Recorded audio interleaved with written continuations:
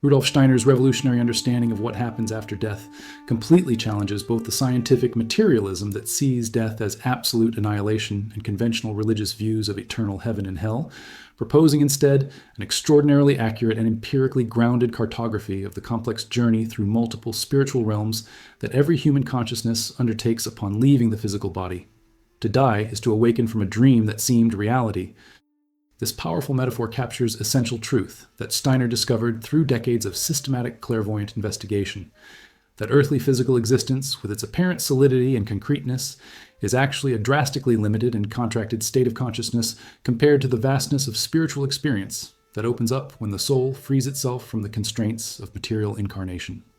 Just as a sleeping person experiences a dream as an unquestionable reality until the moment of awakening when he suddenly realizes that everything was an ephemeral mental projection, so a living person experiences the physical world as a totality of existence until the moment of death, when he discovers that what he thought was a solid reality was just a tiny fragment of an incomparably vaster, multidimensional cosmos. But unlike ordinary morning awakenings, where we simply return to the same physical reality as yesterday, awakening from death reveals a completely new panorama of possibilities and experiences that transcend everything we knew during incarnated life. Steiner was not speculating philosophically or constructing an abstract theoretical system, but reporting direct observations made through faculties of supersensitive perception that he meticulously developed through years of rigorous spiritual training, allowing him to observe post-mortem processes with clarity equivalent to that of an anatomist observing physical structures of the body. What he described is not doctrine to be accepted on faith, but phenomenology to be verified by anyone willing to develop necessary perceptual capabilities, transforming knowledge of life after death from a matter of religious belief to an object of spiritual scientific investigation as precise as any natural science, only directed to dimensions of reality inaccessible to physical instruments, but fully accessible to adequately trained and expanded consciousness. The initial process of separation between soul and body that Steiner observed beginning at the moment of cessation of vital functions is much more gradual and complex than the sudden rupture that outward appearance suggests. When breathing stops and the heart stops beating, what happened was just the beginning of disintegration of the physical mineral body. But the person himself, the conscious entity that inhabited that body, is still intimately connected through his etheric body or body of vital forces that, during decades of physical life, maintained form and biological processes functioning against the natural tendency of physical matter to dissolve. This etheric body, which is completely invisible to ordinary sensory perception but perfectly observable to clairvoyant vision, is woven of vital organizing forces that penetrate every cell and organ. And its gradual separation from the physical corpse is a delicate process that requires approximately 3.5 days to be fully completed. During this critical period, which roughly corresponds to the time it takes for cadaveric rigidity to set in and begin to relax, the deceased person's consciousness is in a peculiar state of liminality, no longer completely identified with the physical body, but also not yet entirely free from it, experiencing strange sensations of simultaneously being inside and outside the body, of looking down on one's own corpse while still feeling tenuous connections with it. Steiner emphasized the crucial importance of the physical body being treated with utmost respect and stillness during these 3 days, not being moved unnecessarily, not being subjected to an autopsy unless absolutely necessary, and definitely not being cremated or embalmed because such interventions disturb the delicate process of separation and can cause considerable suffering to disembodied consciousness that still maintains residual sensitivity to what happens to the physical vehicle it has inhabited for its entire life. The ancient tradition of watching the body for 3 days before burial or cremation was based on instinctive wisdom about this need, wisdom that modernity has largely lost in its rush to efficiently dispose of corpses. During these precious hours of gradual separation, something of extraordinary importance happens in the consciousness of the person who has died. The entire life that has just been completed unfolds before the inner vision in a gigantic simultaneous panorama where entire decades of experiences are relived. In a matter of minutes, but not in the normal chronological sequence from past to present, but in dramatic reverse order beginning with the final moment of death and moving backwards through all significant events to early childhood memories and beyond, even to the moment of birth. This initial panoramic review that takes place while the etheric body is still separating, but is free enough to no longer be trapped in moment-to-moment processing of physical experience, is a unique opportunity to see all of life as a unified totality, to perceive patterns and meanings that were completely invisible when caught in the sequential flow of everyday experience. Dying is waking up from a dream that seemed like reality, And this first partial awakening already reveals with surprising clarity how fragmentary and distorted the understanding we had of our own life was while we were living it day by day without an overall perspective that only becomes possible when we leave the temporal flow and can observe the complete trajectory from a high point of view. When the separation between the etheric body and the physical body is finally completely completed, after approximately 3 days, there is dissolution of the etheric body itself, which disperses into the ocean of cosmic vital forces just as the physical body will disperse on the earth through decomposition. But before completely dissolving, the etheric body releases its memories and impressions to be absorbed by the soul, which now consists only of the astral body, vehicle of emotional end, sensory consciousness, and the spiritual self, which is the permanent core of individuality that persists through all incarnations.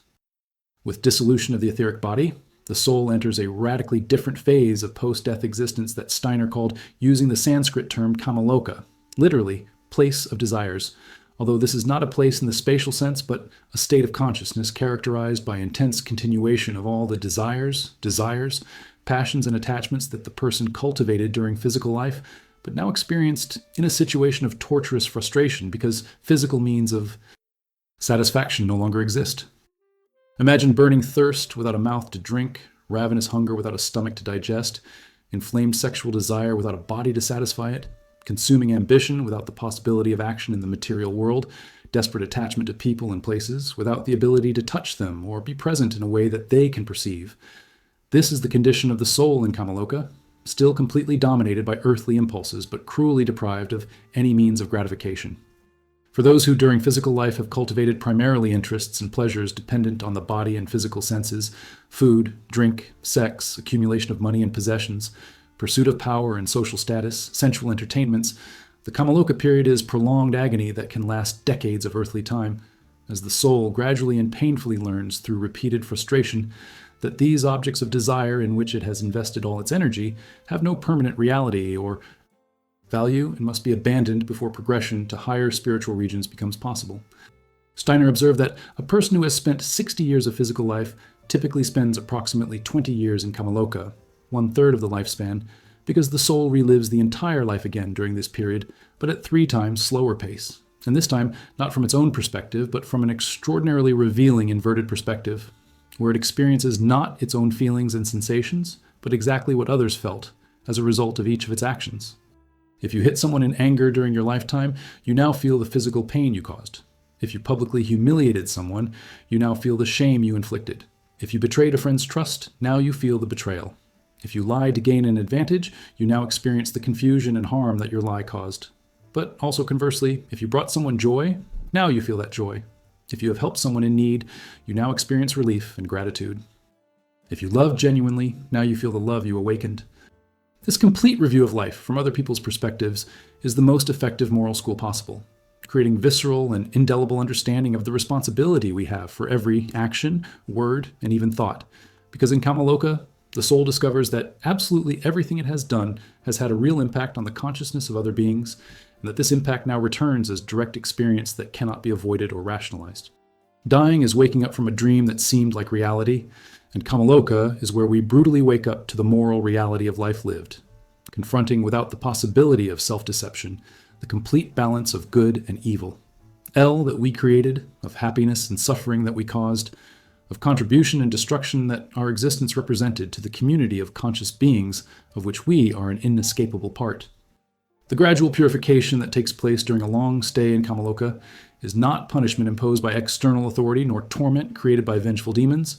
but a process of self-education where the soul learns through direct experience the consequences of choices it has made, gradually developing genuine moral discernment that is not based on externally imposed rules, but on a lived understanding of the fundamental interconnectedness between all beings. As months and years of earthly time pass, while the soul remains in this state of purification, the desires and attachments that bind it gradually weaken, simply because it is impossible to maintain intense desire for something when attempt after attempt to satisfy it fails completely. And when one realizes more and more clearly through life review that pursuing such selfish desires during physical life has created suffering not only for others, but ultimately for oneself. A person who is an alcoholic during life initially suffers terribly in Kamaloka with unsatisfied desire, but over time, the desire loses strength as the soul becomes accustomed to the impossibility of satisfaction and begins to remember with increasing clarity all the problems that drinking caused, until finally there is complete release from compulsion and the person is genuinely free from addiction,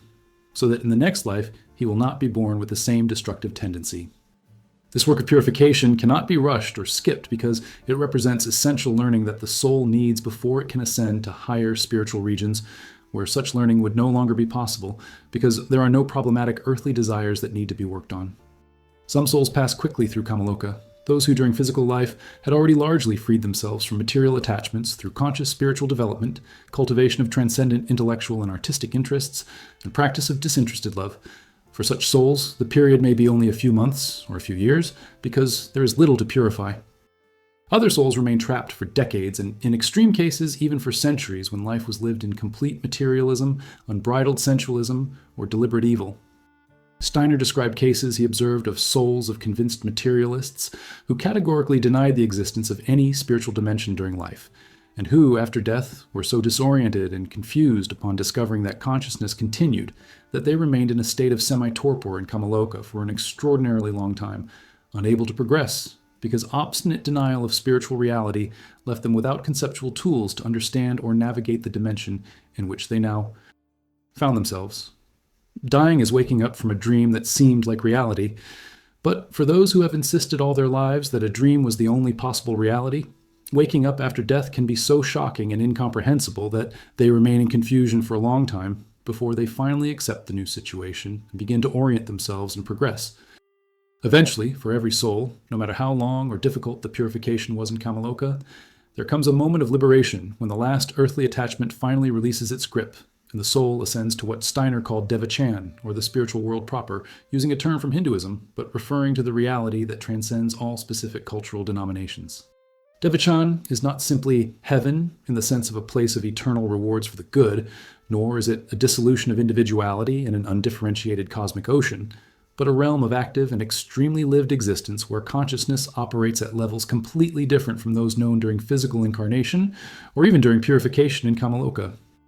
Here there is no longer any relationship with physical matter, nor with body of any kind. Even the astral body of sensations and emotions has dissolved, and what remains is only pure spiritual core of individuality, dwelling in dimensions of pure spiritual light, creative cosmic sound, and living ideas that are real forces rather than mental abstractions. Steiner distinguished different regions or levels within Devachan, beginning with lower Devachan or Rupa, where soul encounters eternal archetypes and ideal patterns of everything that exists in the physical world, not individual concrete objects, but perfect platonic forms of which earthly manifestations are only imperfect and transitory copies. The specific table you used during your lifetime does not exist in Devachan, but the eternal idea of table exists as a living archetype. Specific person you met is not present in physical form, but spiritual essence, that individuality is present as a being of light. The entire content of earthly experience is here preserved but transformed from concrete particulars into spiritual universals. In this first region of Devachan, soul undergoes third completed life review, this time not from an emotional perspective as in the initial panoramic review, nor from a moral perspective as in Kamaloka, but from a perspective of cosmic significance, where it realizes how each seemingly small and insignificant event of personal biography was actually interwoven into the vast tapestry of collective human evolution and planetary spiritual development. A casual conversation you had with a stranger may have planted the seed of an idea that eventually led to an important transformation. Suffering he experienced may have been precisely necessary to develop compassion that allowed him to help others later. Seemingly trivial joys may have created moments of beauty that enriched the cosmos. In the higher regions of Devachan that Steiner called Arupa, the soul enters into direct communion with hierarchies of high spiritual beings.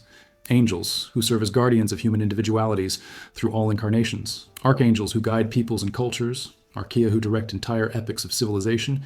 And even beyond these, echelons upon echelons of cosmic intelligences of wisdom and power, inconceivable to the ordinary human mind, but perfectly accessible and comprehensible to elevated spiritual consciousness, free from all earthly limitations. Here the soul is not passive nor merely enjoying celestial bliss, but working intensely and creatively on multiple tasks of cosmic importance, participating in councils where future developments of humanity are contemplated and planned, contributing to the evolution of cultural and artistic forms that will eventually manifest on Earth, collaborating with other souls in spiritual projects that transcend any individual life, receiving instructions and inspirations from higher hierarchies about the mission and purpose of the next incarnation that it will eventually undertake. Dying is waking up from a dream that seemed reality, and Devachan is a region where we wake up so completely that we realize that even spiritual life in Kamaloka was still half asleep, compared to the crystalline lucidity of consciousness operating in its highest and freest mode, no longer constrained by any residue of materiality, but functioning as a pure creative spirit participating directly in the work of divine forces that continually create and sustain the cosmos. During a period in Devachan that can last centuries of earthly time, although time is not experienced sequentially there, but as a kind of eternal present where past and future are simultaneously accessible,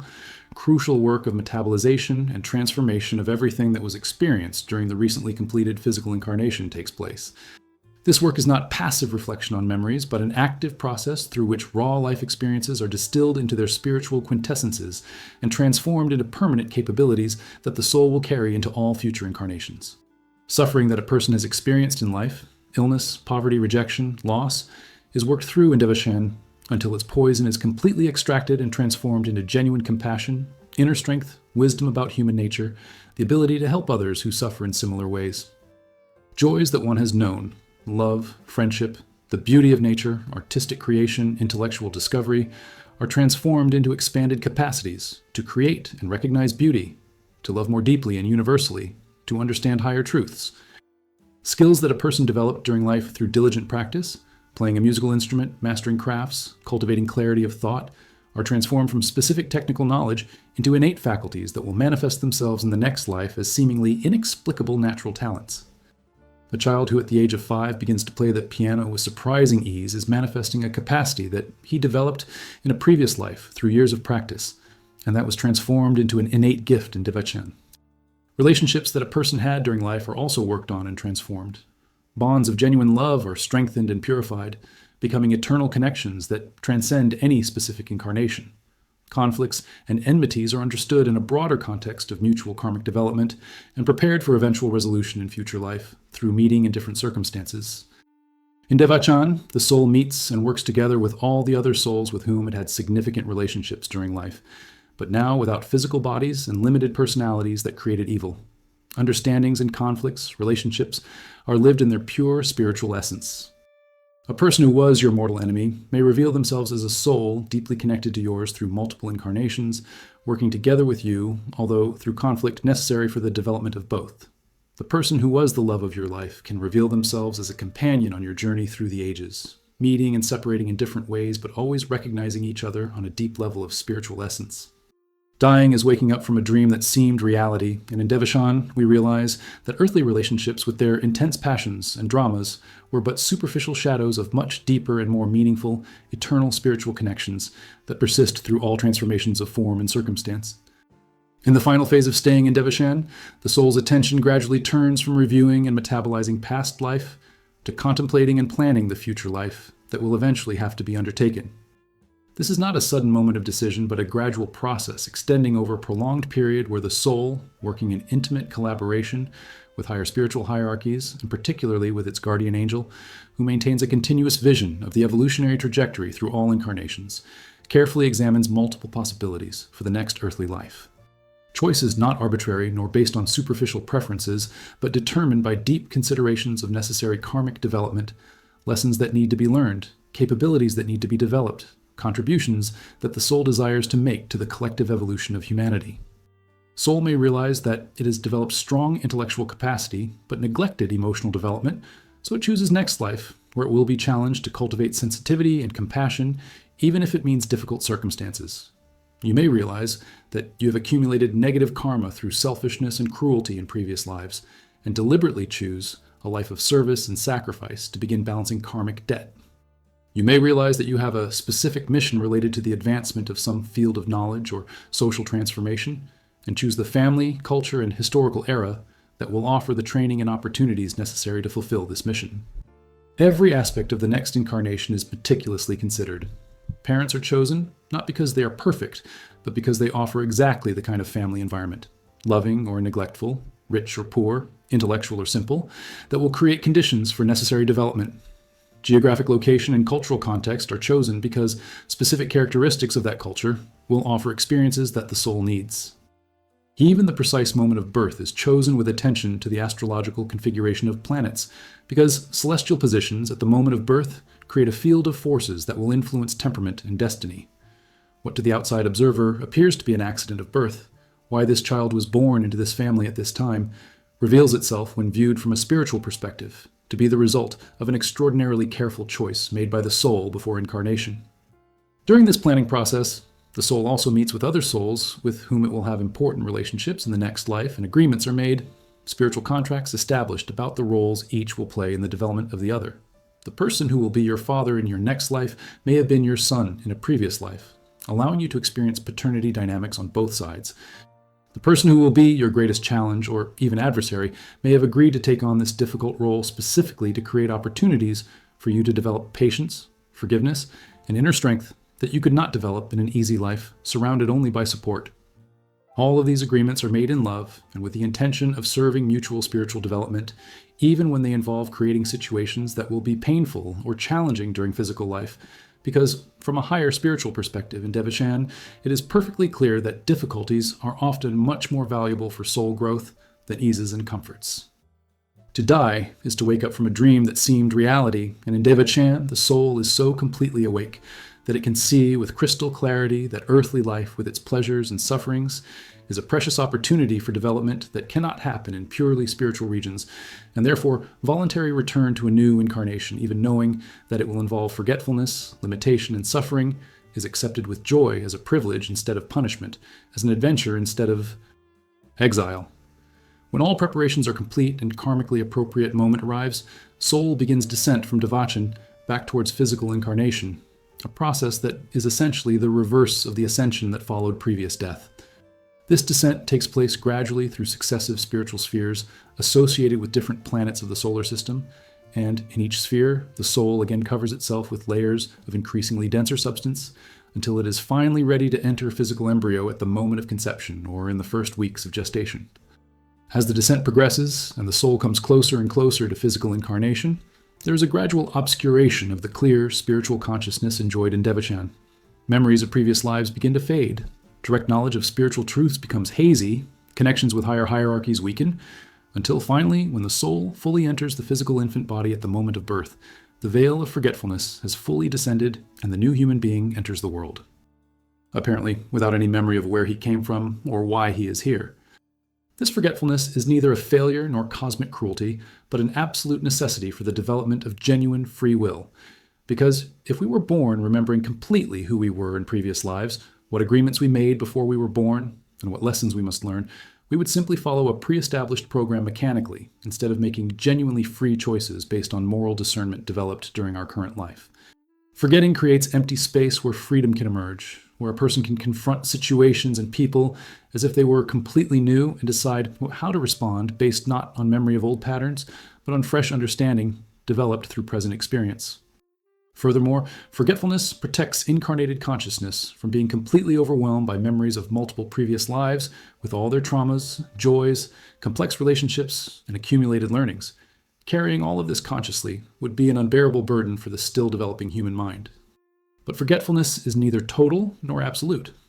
Essence of all that was learned and developed in previous lives remains as inexplicable innate talents, as deep intuitions about matters that have never been studied in this life, as immediate likes and dislikes for certain people that reflect karmic connections from previous lives,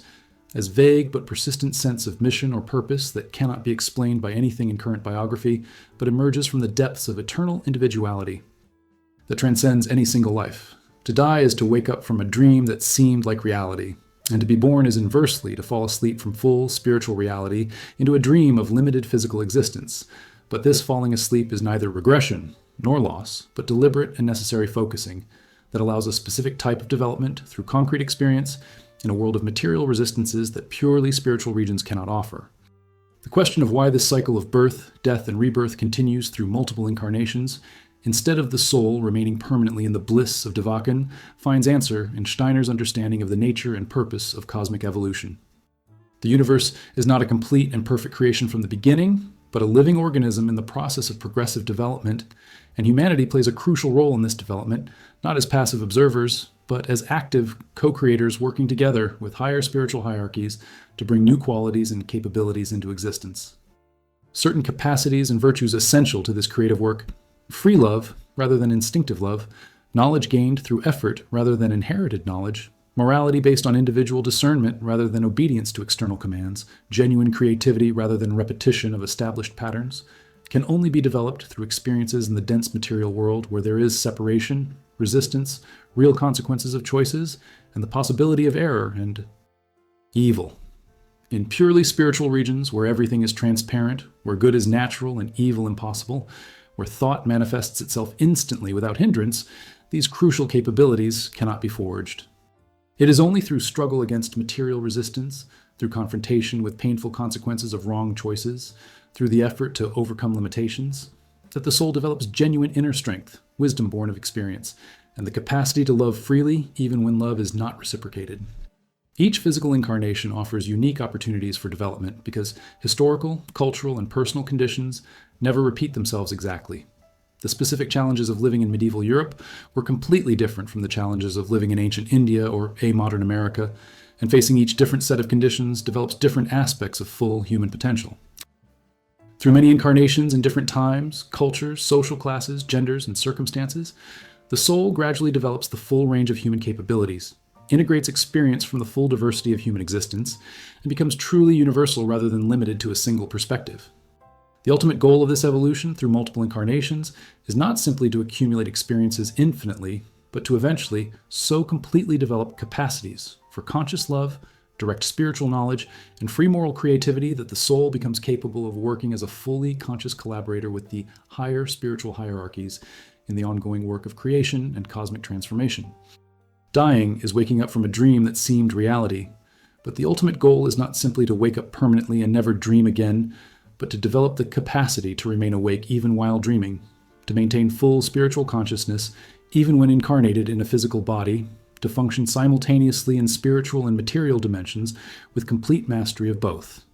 This is what Steiner saw as the evolutionary destiny of humanity in the distant future when the cycle of unconscious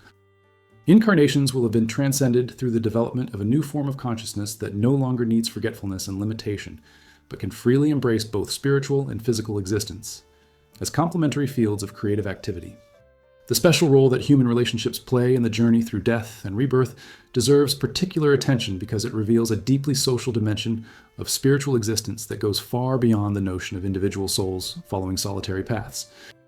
During physical life, relationships often seem accidental or superficial. We meet thousands of people through casual circumstances of work, school, neighborhood, but with only a few do we develop deep connections that seem to transcend rational explanation. From Steiner's spiritual perspective, these seemingly accidental encounters and dramatic variations in depth of connection reflect complex karmic patterns woven through multiple previous lives. The person with whom you feel an instant and deep connection on first meeting is almost certainly someone with whom you had a significant relationship in a previous life. Perhaps a parent, child, spouse, close friend, or even enemy with whom you shared intense experiences. Someone you know casually without feeling a particular connection is probably meeting for the first time, or has had only peripheral interaction in previous lives. This network of karmic relationships is not fixed, but constantly evolves. With each lifetime, some relationships deepen while others loosen. New bonds are formed while old ones are completed and released, and the overall pattern becomes progressively richer and more complex. Crucially, after death, when a soul is in Kamaloka, and especially in Devachan, it is not alone, but constantly interacting with all the other souls with whom it has had significant connections. Mother and son who loved each other deeply continue this love in a purified form in the spiritual world. Spouses whose relationship was deep maintain connection, even though form changes radically without physical bodies and sexual desires. Friends who shared ideals continue to work together on spiritual projects. Even enemies who hated each other during life meet again and begin a long process of reconciliation and mutual understanding that will eventually transform enmity into friendship. These meetings in the spirit world are not passive, but involve the active work of processing together shared experiences from a previous life, of planning together upcoming meetings in future lives, of making agreements about how to help each other develop. The family you were born into was no accident, but the result of agreements made in Devachan between your soul and souls who became your parents and siblings, You mutually chose to incarnate together because you had karmic work to complete with each other, or because you could serve mutual development in specific ways. The spouse you will meet and marry was probably recognized and agreed upon on a spiritual level before you were born. Closest friends are often companions for multiple lives who continually meet in different forms. Dying is waking up from a dream that seemed like reality, but awakening reveals that we were never alone, neither in dream nor in waking life. We are constantly involved in a complex network of relationships that completely transcends any singular life, and that constitutes the real substance of our existence, as essentially social beings whose individual identity only makes sense in the context of a community of souls evolving together through the ages. The profound transformation of perspective on the meaning of life and death that emerges from complete understanding of Steiner's teachings is not merely theoretical, but has dramatic practical implications for how we live each day. If we know for certain, based not on blind faith but on rigorous spiritual investigation, that death is not an end but transition to a different phase of conscious existence, that we will be held responsible not by a judgmental external God, but by our own expanded consciousness for every action and choice through life review, where we will experience exactly what others have felt, that everything we have developed internally, thinking abilities, feeling qualities, moral willpower, we will carry into the spiritual world and eventually into next lives, while everything external, wealth, status, even physical body, will be completely lost, then life priorities change radically. Frantic pursuit of material accumulation proves to be fundamentally futile because nothing material can be taken away through death. Cultivating inner development, expanding consciousness, refining character, developing talents, cultivating genuine love and compassion proves to be the only truly permanent investment. Relationships become infinitely more precious when recognized as eternal bonds that transcend current life. Sufferings and challenges can be accepted with more equanimity when understood as opportunities chosen before birth for necessary development. Even the death of loved ones, although still painful, can be seen not as an absolute loss but as a temporary separation, after which reconnection will occur both in spiritual dimensions during sleep and eventually in later life. Steiner offered these understandings not as cheap consolation or escape from responsibility, but as truths that dramatically increase the seriousness and meaning of present life. If this life is just one in a series that stretches across millennia, and if every moment is creating consequences that reverberate through eternity, then every choice matters infinitely more than if life were a single accident between two gaps. Dying is waking up from a dream that seemed reality, but recognizing this does not make the dream any less important or less real on its own level. On the contrary, it makes each moment of dreaming precious beyond measure because it is a unique opportunity in this specific form to develop something that cannot be developed in any other way, and that will be preserved eternally as a permanent contribution to ongoing cosmic evolution, in which each individual consciousness participates as an irreplaceable co-creator working together with countless other beings through the eons to bring into manifestation infinite possibilities latent in Steiner's creative foundation of existence.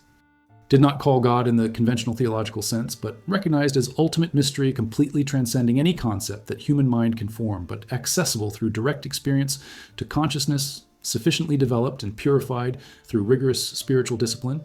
and life lived in harmony with cosmic moral laws that are not arbitrary but expressions of fundamental nature of reality as a living organism, evolving through progressive stages towards the goal that only hierarchies can fully envision,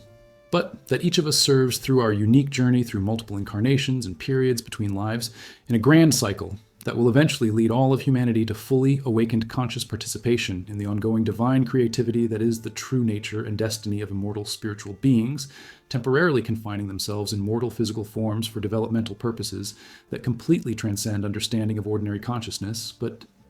progressively reveal themselves to anyone willing to undertake the journey of self-knowledge and spiritual transformation that Steiner dedicated a lifetime to mapping and making accessible to modern humanity who have lost ancient wisdom but can regain it in new form appropriate to the era of individual consciousness and scientific thought through spiritual science that combines rigor of empirical investigation with openness to dimensions of reality beyond the measurable physical. Dying is waking up from a dream that seemed reality, and living fully is learning to dream lucidly while still in a physical body, simultaneously cultivating awareness of both the immediate terrestrial dimension and the eternal spiritual context in which the present life is a significant but not the only chapter of a much longer story, developing the ability to function effectively in the material world while maintaining conscious connection with sources. Spiritual teas of inspiration and guidance, honoring both needs of temporal body and personality and aspirations of immortal spirit, integrating into present life wisdom that normally only becomes accessible after death, when soul reviews complete biography from high perspective. And this anticipated integration of post-death consciousness into present life is exactly what genuine spiritual practice, as taught by Steiner, allows to develop gradually through years of disciplined inner work that transforms death from terrifying leap into the unknown to conscious and voluntary transition between equally real and valuable complementary modes of existence, an ongoing journey of spiritual development through eternity.